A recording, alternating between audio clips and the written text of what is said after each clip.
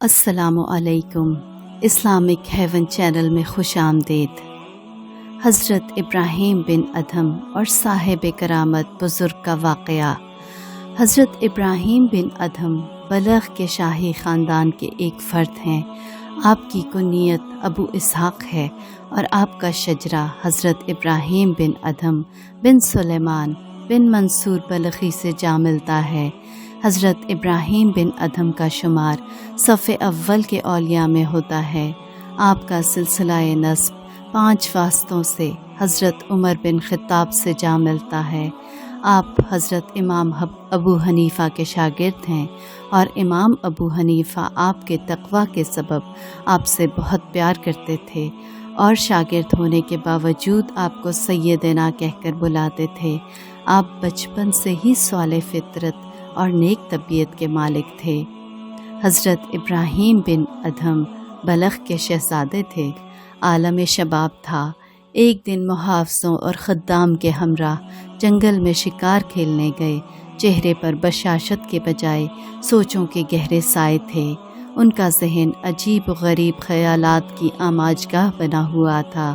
معان نظر ایک خوبصورت ہرن پر پڑی۔ گھوڑا اس کے پیچھے دوڑ آیا۔ اچانک غیب سے آواز سنائی دی، اے ابراہیم، موت سے قبل بیدار ہو جاؤ۔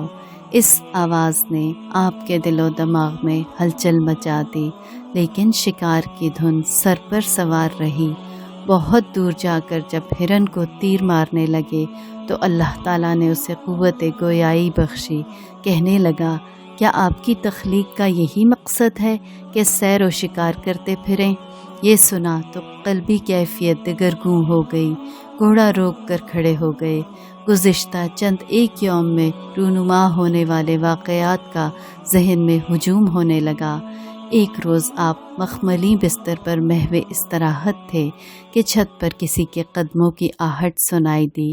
با آواز بلند پکار کر پوچھا، کون ہے؟ جواب ملا، آپ کا شناسا ہوں اور چھت پر اپنا اونٹ تلاش کر رہا ہوں۔ یہ سنا تو آپ ورطہ حیرت میں ڈوب گئے۔